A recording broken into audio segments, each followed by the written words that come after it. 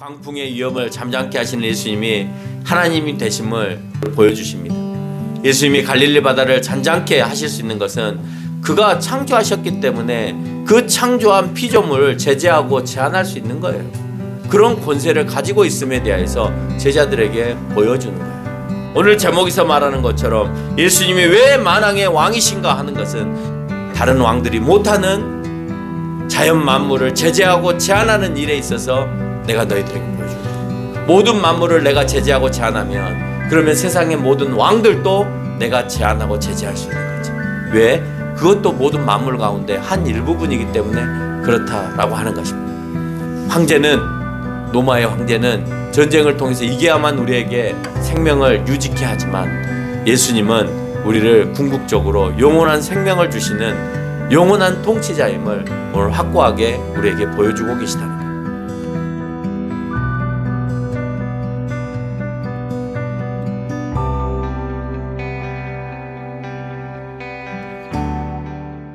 마가복음은 로마에서 황제의 핍박을 받은 사람에게 보내어진 복음서입니다.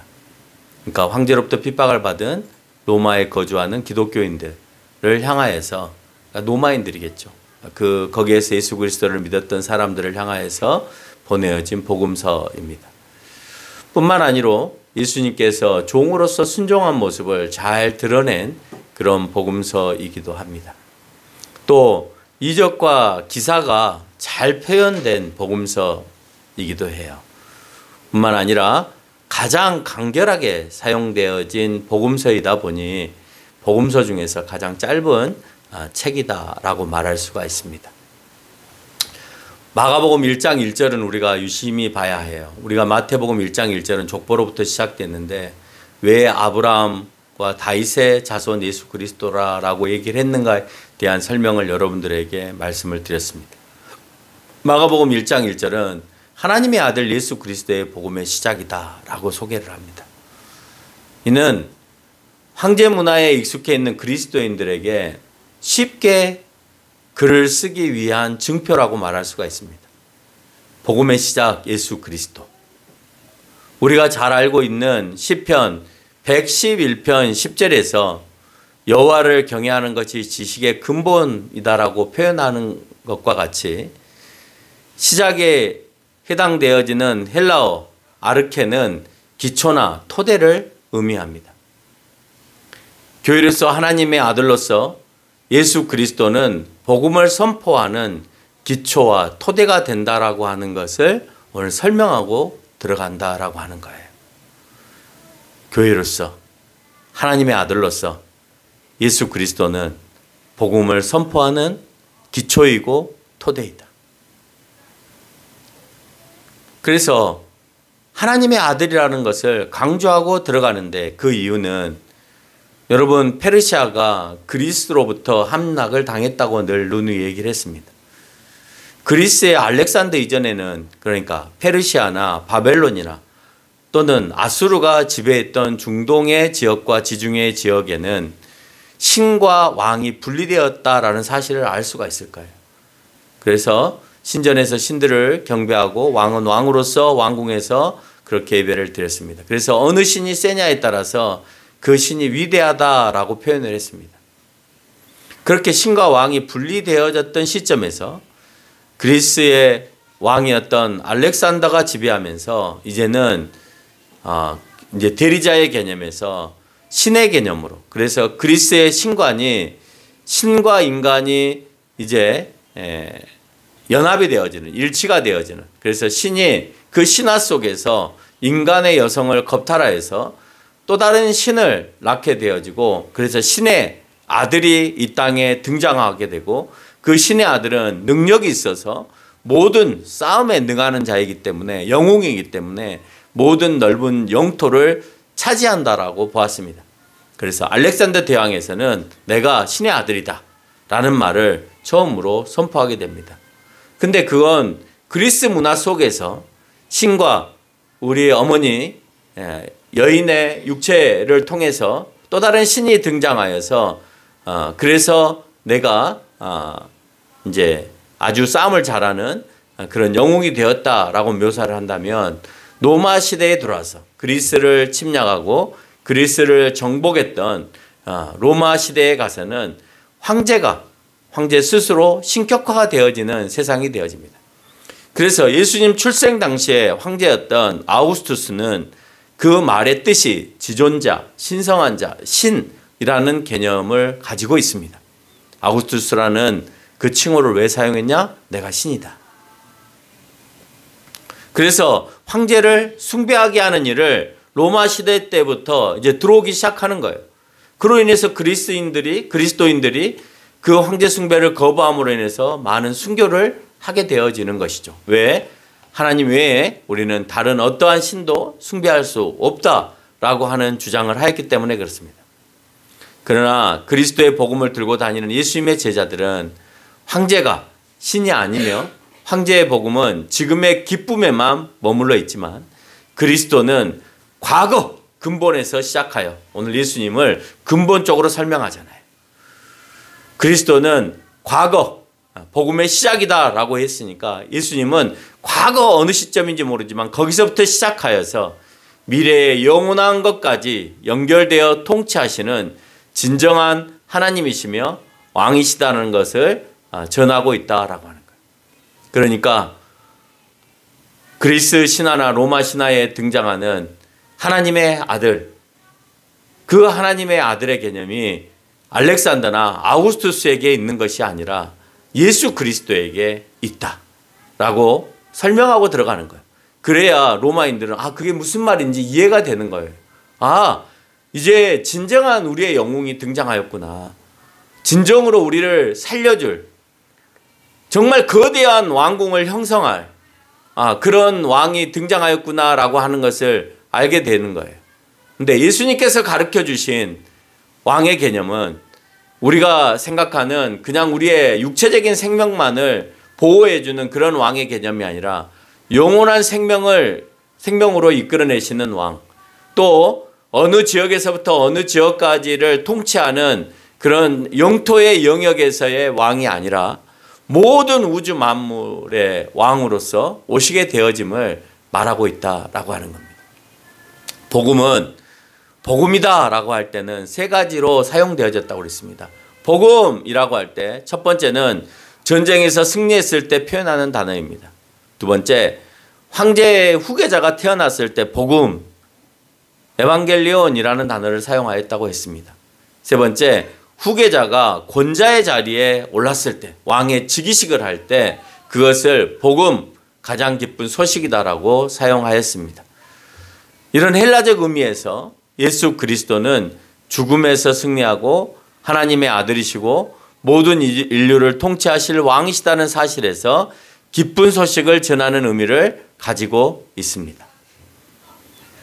이런 의미에 예수 그리스도는 황제보다도 더 큰 희망이었으며 예수님이 여러 피폐한 우리의 삶에 희망으로 와주셨냐라고 하는 것을 우리가 한번 생각해 보자라고 하는 겁니다.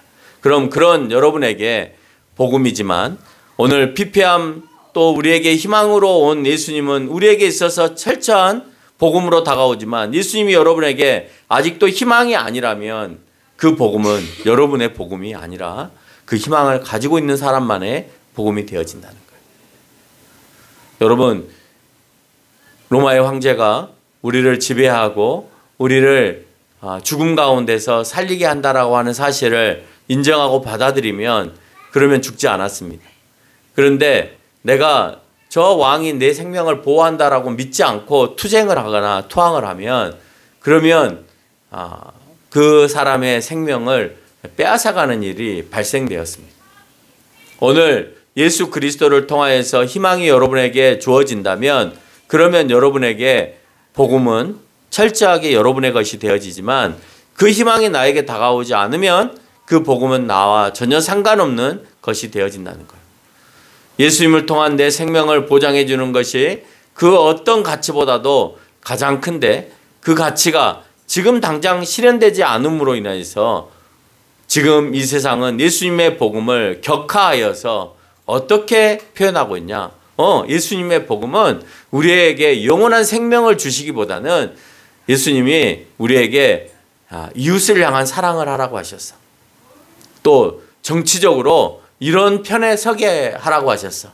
그래서 정치적으로 편향된 생각을 하게 하거나 우주 만물을 훼손하지 말라고 그랬어. 자연보호에 관심을 갖거나 또는 긍정적인 사고를 하라고 하셨어. 라는 것으로 복음을 사용하면서 원래 복음이 주는 그 근원적인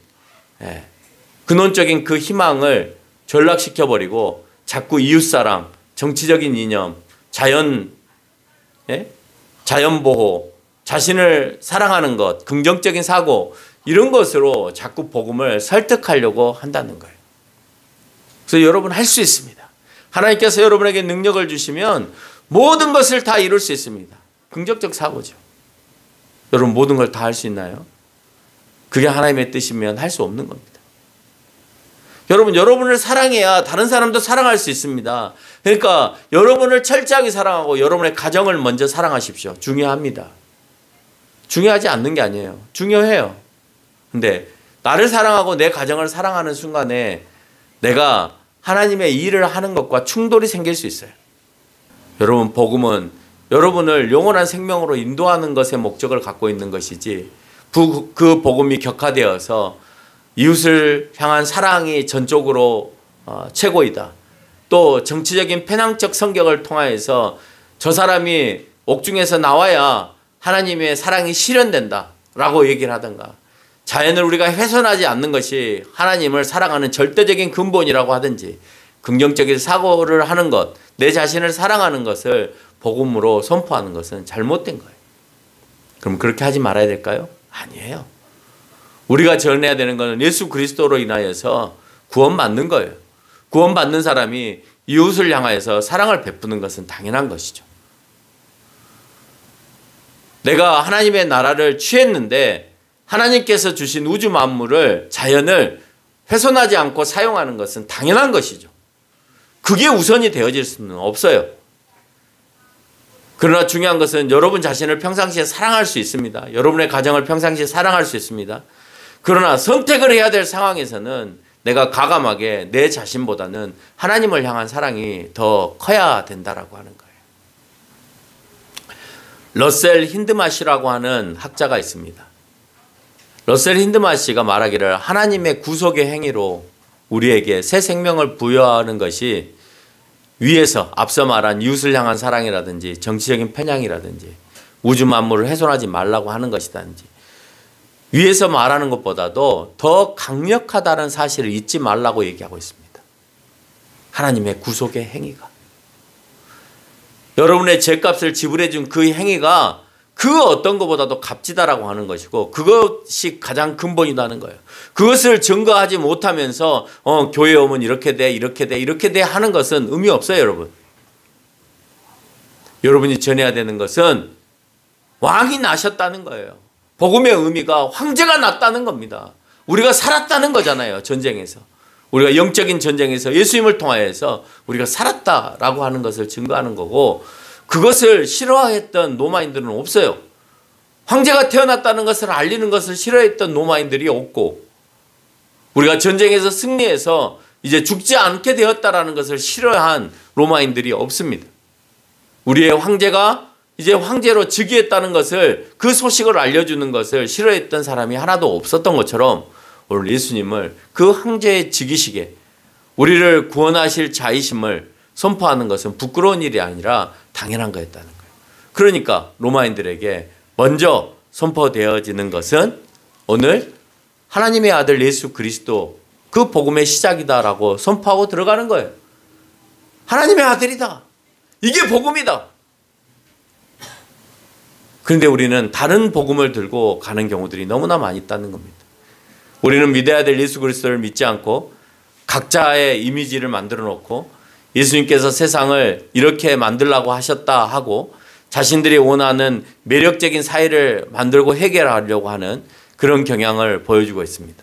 그래서 그것을 만들기 위해서 성도들을 동원해서 때로는 정치적으로 동원하고 때로는 사회봉사로 동원하고 때로는 부흥으로 동원해서 성도들을 복음으로 이끄는 것이 아니라 왜곡된 곳으로 이끌어서 무엇이 진실이고 무엇이 진리인지를 혼돈하게 만들어버리는 그런 세상이 되어버렸다는 겁니다. 우리는 그것도 중요하지만 성경에 더 본질적인 관심을 가져야 합니다. 그런 관점에서 오늘 본문 마가복음 4장 35절로 41절에 예수님께서 갈릴리 바다에 폭풍을 잠잠케 하신 사건은 예수 그리스도가 로마의 황제보다도 더 위대하신 통치자이심을 보여주는 사건이라고 할 수 있습니다. 큰 광풍은 생명의 위협이 되죠. 여러분, 광풍은요, 미친 바람이라는 뜻이에요. 광풍은, 여러분, 배를 타는 사람은 광풍이 불면 가장 무서워합니다. 금방 파도가 칠 거고 그 파도는 배를 덮칠 거니까 생명의 위협이 오는 거예요. 위협은 우리에게 공포로 다가옵니다. 광풍은 잠시 일어났다가 잠잠해질 수 있는 것이 아니라 잠잠하기까지 시간이 많이 걸립니다. 광풍이 일어나는 것도 시간이 걸려서 광풍이 일어나지만 날씨가 어두워지고 구름이 몰려오지고 파도가 점점 세지다가 그 다음에는 미칠 듯이 불어옵니다. 그러니까 처음부터 조짐이 있죠. 그래서 배를 띄우기 전에 이 어부들은 항구에 서서 오늘 바람이 세게 불 건지 그렇지 않을 건지를 감을 잡고 오늘 바람이 세게 불 것 같다. 그러면 아예 출항을 하지 않죠. 가도 고기를 잡을 수가 없으니까. 그러니까 잠잠해지기까지 시간이 많이 걸린다는 의미를 갖고 있습니다. 마찬가지로 광풍은 생명의 위협이라고 그랬습니다. 내 생명을 빼앗길 수 있다는 광풍에 제자들은 출발할 때도 깨우지 않았던 예수님을 깨우기 시작합니다. 아마 출발할 때는 광풍이 일어나지 않았던가 봐요. 순간에 일어나는 해일과 같은 거였나 봅니다. 근데 예수님의 제자들은 많은 시간 뱃일을 하였기 때문에 매우 숙달된 인물들이었고 어지간한 풍랑 정도는 충분히 이겨낼 수 있을 거라고 생각하는 그런 실력을 가지고 있었던 어부였습니다. 그러니까 그 실력들을 가지고 있었던 그 어부들이 봤을 때 오늘 배를 띄웠을 때 그 배가 충분히 이 갈릴리 호수를 건너갈 수 있을 거라고 생각을 했고 그래서 그 배를 띄웠는데 그 파도가 또 그 광풍이 너무 격렬하여서 이제는 어찌할 바를 모르는 호들갑을 떠는 그래서 광풍이라는 단어 그대로 어부 제자들도 감당하기 어려운 풍랑을 만나게 되어지는 것입니다. 우리가 여기서 알 수 있는 것은 가장 큰 공포가 죽음이라는 사실이에요. 제자들은 그것을 우리에게 보여줘요. 죽음 앞에서는 그 어떤 것도 그 어떤 체면도 없어요. 처음에는 체면을 차리고 오늘 예수님께서 주무시니까 예수님 굳이 깨울 필요 없다. 우리 그냥 출발한다고 생각하고 출발하자라고 생각을 했을 겁니다. 죽음 앞에서는 이제는 자기의 체면도 없는 겁니다. 아직 그들은 믿음이 없었습니다. 왜 믿음이 없냐? 예수님을 따라다니니까 믿음이 있는 거 아니냐? 아니요. 여러분 예배를 드린다고 해서 믿음이 있나요? 예배를 드려도 믿음이 없을 수 있습니다. 오늘 예수님을 따라가는 제자들이 믿음이 있다고 말할 수 있나요? 믿음이 없어요. 우리는 예수님의 십자가의 사건을 통해서 알 수 있는데 예수님께서 십자가에 돌아가시고 장사하니 예수님께 능력이 없다고 생각해서 다 고향으로 돌아가 원래의 일에 충실하고 살았습니다. 죽음의 공포 앞에서 예수님의 제자들 누구나 죽음의 공포 앞에서 천지의 주관자이신 예수 그리스도를 찾을 수밖에 없습니다. 그런데 본문을 자세히 보면 예수님이 배 어디에서 주무시는가 하면 고물이라고 표현이 되어 있습니다. 고물은 선미를 얘기하는 거예요. 선미는 배의 뒷부분을 얘기하는 겁니다. 물이 들어오기 시작하면 그 물은 아래쪽으로 흘러서 선미 쪽으로 물이 고이게 되어 있습니다. 그러면 그 파도가 쳐서 오는 그 물은 배 뒤편으로 올 수밖에 없고 그러면 예수님의 몸은 젖을 수밖에 없겠죠. 37절을 보면 물결이 이미 부딪혀 들어와서 배에 가득하였다라고 하고 있습니다. 예수님을 깨우지 않아도 이미 광풍이 불면 내 경험에 비춰볼 때 몸에 물이 날아 들어와서 젖을 수밖에 없는 거예요. 여러분 광풍이 불어요. 바람이 불어요. 근데 그 호수에, 갈릴리 호수에 있는 그 물들을 가지고 바람을 일으킵니다. 그러면 내 몸에 그게 젖겠죠. 큰 배도 아니고 어선은 아주 조그마한 배였습니다. 나루로 노를 저어가면서 고기를 잡는 배였으니까 지금 이런 배들보다도, 이런 어선보다도 더 작은 사람 몇 사람이 노를 저어서 하는 그런 아주 조그만한 나룻배와 같은 거였습니다. 그러니까 물을 맞기에 충분했을 겁니다. 아무리 깊이 잠이 들었어도 제가 봤을 때는 모를 리 없을 거라는 생각이 해요. 왜? 막 물방울이 얼굴에 튀고 몸에 튀면 그러면 잠을 깰 수밖에 없는 거죠. 예수님은 왜 일어나지 않고 제자들이 깨울 때까지 주무셨냐 하는 거예요. 진짜 주무셨을까? 아니라면 복음을 전하시고, 앞에 본문을 보면 복음을 전하시고 이적과 기적을 행하신 모든 사역들이 너무 힘들어서 광풍이 불고 파도가 쳐 물이 배에 들어와도 모르고 진짜 주무셨을까? 왜냐? 배가 출발할 때도 예수님은 선미에서 주무시고 계셨다라는 것을 보면 그의 사역이 참 힘들었을 것 같다라는 생각은 해봅니다. 예수님 분명히 아셨어요. 잠에서 깨어서 예수님이 차분하신 것은 이런 이유일 겁니다. 여러분, 광풍이 일어나면 예수님도 똑같이 막 같이 오버를 하셔야 되잖아요. 근데 예수님은 굉장히 차분하게 잠자리에서 일어나세요. 왜 그랬을까요? 여러분, 며칠 전에 안산에서 지하철 공사 현장이 붕괴된 사실을 알고 계시죠? 치마가 되어서 그 기둥이 무너져 가지고 와르르 이렇게 무너져서 두 명이 그 안에 이제 깔리는 사고가 있었고, 한 명은 지금 구출이 됐는데 한 명은 구출이 되지 않았습니다. 근데 구출 과정을 볼 때 여러분, 소방관이 계속 그 안에 있는 사람에게 대화를 하면서 얘기하잖아요. 근데 소방관은 굉장히 차분하게 얘기를 하는데 그 안에서 대답하는 사람은 막 불안에 떨어서 살려주세요, 살려주세요 이러면서 이제 구출을 한단 말이에요. 왜요? 소방관은 왜 차분할 수 있죠? 그 상황을 다 알잖아요. 어떻게 하면 이 사람을 구원낼지, 건져낼지를 다 알잖아요. 이거 이렇게 걷어내고, 이거 조심히 잘못 걷어내면 또 더 위에 것들이 눌러서 죽을 수도 있으니까 이거 이런 것부터 먼저 다 처리를 하고, 그리고 사람을 이제 건져내야 되겠다라고 생각을 한 거죠. 근데 많은 쇳덩어리와 돌덩어리들이 자기를 누르고 있는 이런 상황 가운데 누워있는 그 사람은 언제 이것이 나를 확 덮칠지 모르니까 저 사람들이 지금 위에서 막 작업하고 있는 것도 불안하고, 만에 하나 저 사람들이 실수를 해서 나를 누르고 있는 것들이 더 세게 확 눌러가지고 나를 박살내면 그냥 나는 끝나는 거니까 얼마나 많이 불안하겠어요. 근데 오늘 소방관들은 불안해하지 않아요. 차분하게 잠깐만 기다리세요. 이거 처리하고 이거 처리하고 이거 처리한 다음에 당신을 건져낼게요. 힘을 빼세요. 힘을 주지 마세요. 저를 이쪽으로 안으세요. 이쪽 주면은 아픕니다. 이렇게 설명을 하면서 헬기를 통해서 건져내 올리는 그런 모습을 발견합니다. 소방관이 차분할 수 있는 것은 건져낼 수 있는 능력을 가지고 있기 때문에 차분한 거예요.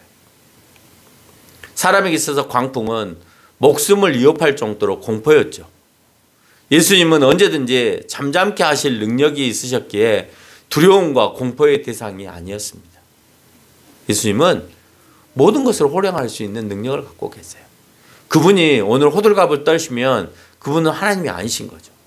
근데 오늘 마가복음 1장 1절에 하나님의 아들 예수 그리스도의 복음이다 라고 시작하고 있는 거예요. 그것을 가장 잘 증명해 주는 것이 오늘 갈릴리 호수에서 이 광풍을 잔잔케 하신 사건이라는 거예요. 많은 이적과 또 많은 기적들을 일으켜서 사람을 고치시고 먹게 하는 거, 그것은 돈 많은 사람도 먹게 할 수 있고 병을 치료하는 의사도 할 수 있어요. 그러나 광풍을 잠잠케 하는 그 능력은 인간들에게는 없어요. 여러분, 5천 명 먹이는 능력 인간에게 있겠어요, 없겠어요? 있죠. 돈 있으면 할 수 있는 거죠. 병 고치는 거 인간이 할 수 있어요, 없어요? 어느 정도는 할 수 있죠. 그때도 의사가 있었으니까 어느 정도는 할 수 있는 겁니다. 그런데 광풍을 잠잠케 하는 것을 인간이 할 수 있나요? 못하기 때문에 오늘 하나님의 아들임을 보여주신 가장 큰 기적은 바로 이런 거예요. 사람에게 있어서 광풍은 목숨을 위협할 정도로 공포했지만 예수님은 잠잠케 하실 능력이 있다고 말했습니다. 우리는 여기서 또 하나를 발견합니다. 두려움과 공포 가운데 우리에게 평안을 주실 수 있는 분이 예수 그리스도다. 제자들이 예수님을 깨울 때 38절에서 이렇게 말씀하십니다. 선생님이여, 우리가 죽게 된 것을 돌보지 아니하시나이까. 제자들은 예수님을 향해 절대적인 믿음도 없으면서 다른 한편으론 그래도 이 위험한 상황에서 손을 내밀 수 있는 분이 예수님이라는 사실을 생각한 거예요. 왜? 과거 내가 따라 보니까 우리가 못하는 능력들을 가지고 있으니 한번 물어라도 보자 라고 한 거죠. 예수님이 진짜 그 광풍을 잠잠케 하신다고 생각했으면 두려워하지 않았겠죠. 근데 두려워했다는 것은 하나님에 대한 믿음이 없는 거죠. 하나님으로서 예수 그리스도를 믿은 건 아니에요.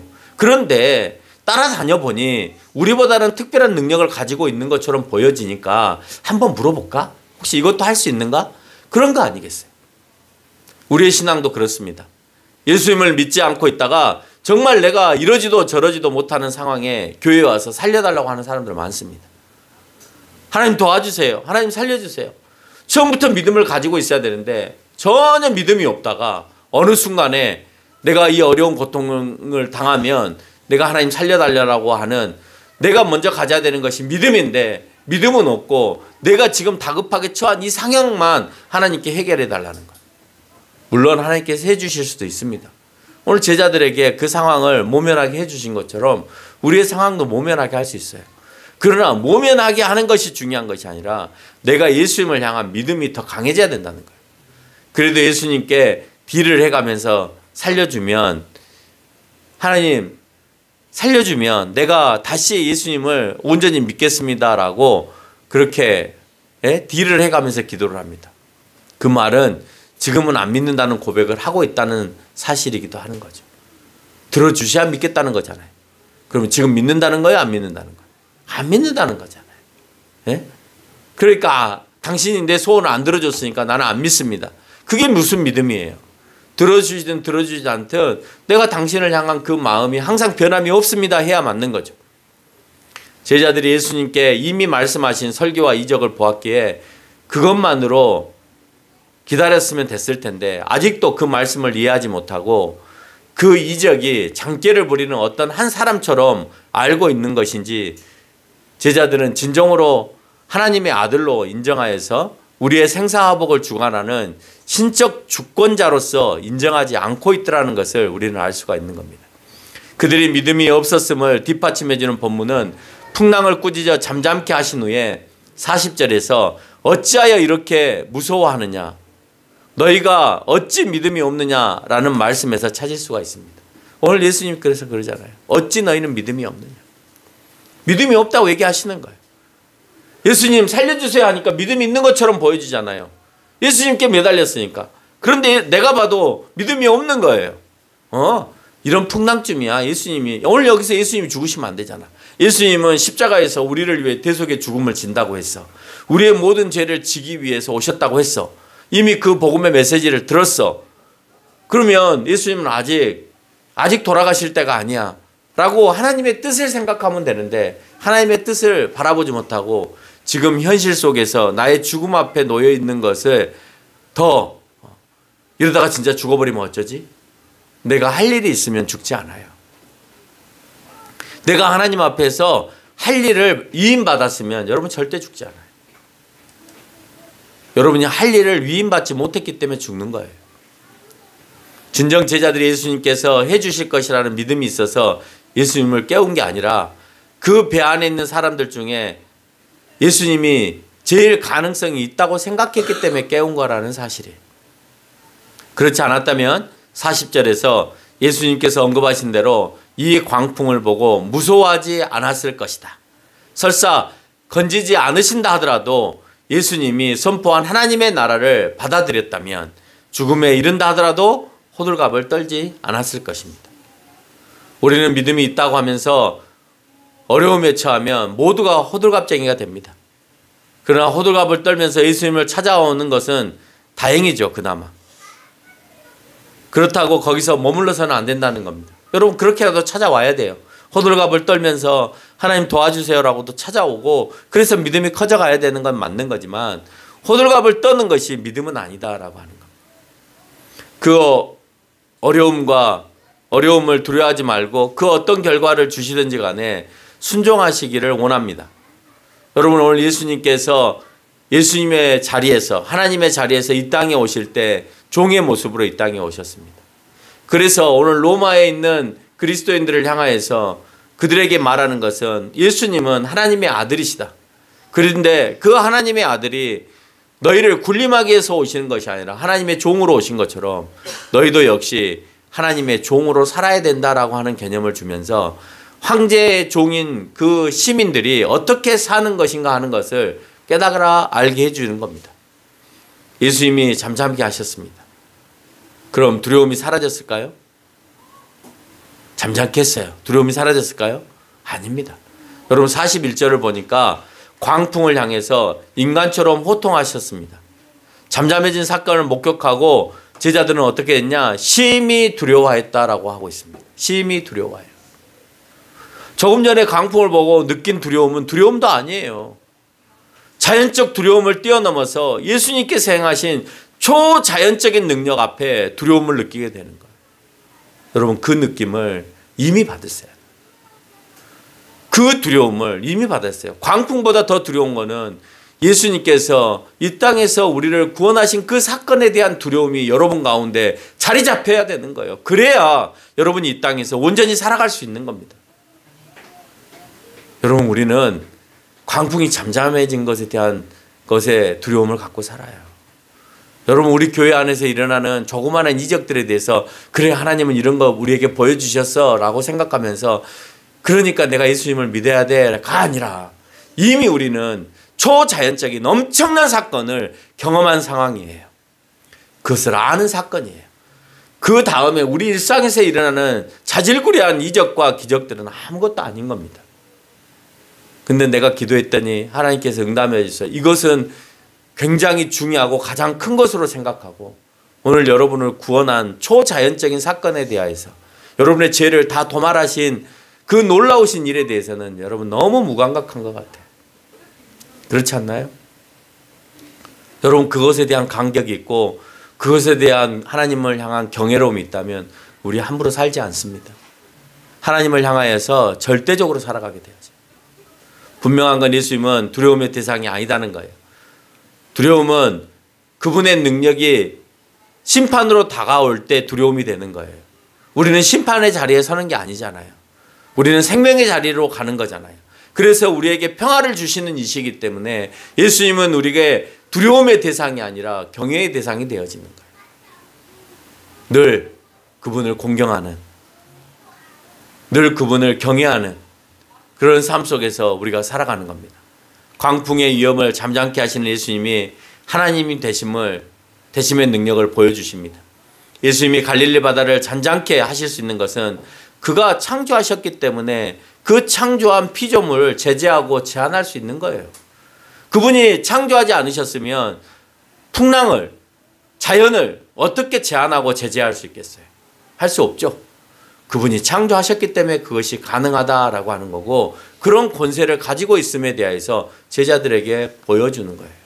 내가 로마의 황제보다도 더 위대한 이유는 오늘 제목에서 말하는 것처럼 예수님이 왜 만왕의 왕이신가 하는 것은 왜 모든 왕들 위의 왕인가 하는 것은 다른 왕들이 못하는 자연 만물을 제재하고 제한하는 일에 있어서 내가 너희들에게 보여줄게. 모든 만물을 내가 제재하고 제한하면 그러면 세상의 모든 왕들도 내가 제한하고 제재할 수 있는 거지. 왜? 그것도 모든 만물 가운데 한 일부분이기 때문에 그렇다라고 하는 것입니다. 이 사건을 통하여 예수님은 어떤 부분적인 문제 해결이 아닌 모든 문제를 해결하실 능력이 있음을 밝히고 있고 궁극적인 생명을 주시는 통치자이심. 황제는, 로마의 황제는 전쟁을 통해서 이겨야만 우리에게 생명을 유지케 하지만 예수님은 우리를 궁극적으로 영원한 생명을 주시는 영원한 통치자임을 오늘 확고하게 우리에게 보여주고 계시다는 거예요. 오늘 본문에 대해서 예언이라도 하는 듯이 똑같은 내용을 시편 107편 28절에서 31절에 이렇게 묘사하고 있습니다. 이에 그들의 고통 때문에 여호와께 부르짖으며 그가 그들의 고통에서 그들을 인도하여 내시고 광풍을 고요하게 하사 물결도 잔잔하게 하시는도다. 그들이 평온함으로 말미암아 기뻐하는 중에 여호와께서 그들이 바라는 항구로 인도하시는도다. 여호와의 인자하심과 인생에게 행하신 기적으로 말미암아 그를 찬송할지어다. 어떻게 알았을까요? 이 일이 일어날지 오늘 다윗은 어떻게 알았을까요? 미리 보았을까요? 오늘 갈릴리 호수에서 일어날 법한 이 사건을 고스란히 이미 보았다는 듯이 설명하고 있는 이 시편의 내용을 통하여서 오늘 다윗 역시도 광풍이 일어났을 때 고요하게 하셔서 항구로 인도하시는 하나님, 우리의 인생을 책임지시는 여호와 하나님에 대하여 찬양한다라고 설명하고 있습니다. 결론을 맺습니다. 우리는 갈릴리 호수에서 광풍을 잔잔케 하시는 사건을 통해 예수님이 하나님이심과 그 와중에도 깊이 주무시는 모습을 통해 가장 인간적인 모습을 보여주고 계시는 것을 볼 수가 있습니다. 예수님을 인간으로 우리가 얼마든지 착각하게 하는 장면입니다. 로마의 황제는 신이라고 하지만 전쟁에 능해서 큰 땅을 차지하는 것 외에 신적인 능력을 보여주지 못하였지만 예수 그리스도는 완전한 인간으로 이 땅에 오셨으면서도 완전한 하나님으로 우리에게 그 모습을 보이시고 계십니다. 지금 이런 일이 일어나지 않는다고 해서 광풍을 잔잔케 하는 일이 누군가에 의해서 잔잔해지는 일이 일어나지 않는다고 해서 또 예수님이 지금 육체의 몸으로 이 땅에 계시지 않기 때문에 어떤 목사를 통하여서 그런 일이 일어나지 않을 수 있습니다. 그렇다고 해서 하나님께서 안 계시는 것이 아니다라고 하는 거예요. 모세를 통해서 홍해가 갈라짐은 매번 일어난 사건이 아닙니다. 그렇지 않나요? 지금도 일어나지 않고 모세 이후에 그 어느 때에도 홍해가 갈라진 일은 없습니다.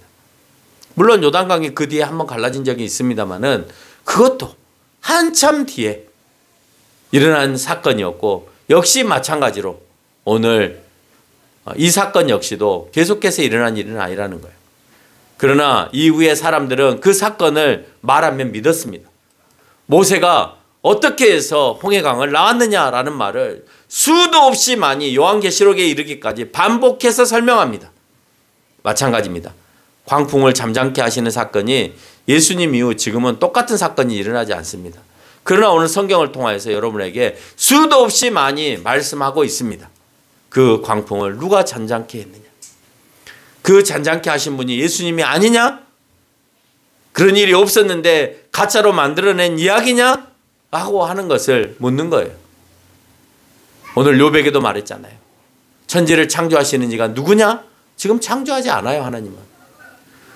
뭘 만들어내시고 무엇이 새롭게 있고 하게 하지 않으세요. 그런데 오늘 욥에게 얘기하세요. 창조하신 하나님이 누구시냐고. 그 일이 지금 일어나지 않는다고 해서 하나님이 안 계심이 아니라 네가 그 사실을 믿느냐 믿지 않느냐가 중요한 것처럼 오늘 그 사건을 오늘 풍랑이 일어났을 때 하나님의 능력으로 예수님께서 그걸 잔잔케 하신 그 사건을 오늘 인정하느냐라고 하는 겁니다. 만약에 천지가 그냥 있다는 말을 하게 된다면 하나님께서 만들지 않고 그냥 있었어 라고 한다면 여러분 진화론도 무시되어야 합니다. 왜냐? 진화도 어떤 생명체를 만들 수 있는 무엇이라고 하는 그 존재가 있어야만 생명이 진화가 되어지는 거예요. 그 무엇, 무기물이든 유기물이든 그 무엇을 누가 만들었냐라고 물으면 그러면 아무도 대답을 할 수가 없죠. 스스로 있다는 말은 있을 수 없는 일이기 때문에. 여러분 지나가는 길가에 보도블록을 누가 만들지 않고 그대로 있었다는 말을 누가 할 거며 지나가는 길에 시계가 놓여 있는데 그것을 그냥 그곳에 있었어 라고 말할 사람이 누가 있어요? 모든 만물은 그냥 있는 건 없습니다. 누군가에 의해서 만들어져야 존재하는 거예요. 여러분 진화론자들이 생명체가 진화되었다라고는 얘기하지만 그 처음에 그 단세포 생물이 만들어지기까지의 유기물과 무기물에 대한 존재에 대해서는 증명해내지 못하고 있어요. 누가 만들었냐? 이 세상의 티끌을 그러면 누가 만들었느냐? 그럼 분명 하나님에 의해서 천지를 만들어줬고 그분은 우리의 영원한 생명을 주관하고 계시다는 사실을 믿는 저희들이 되시기를 바랍니다.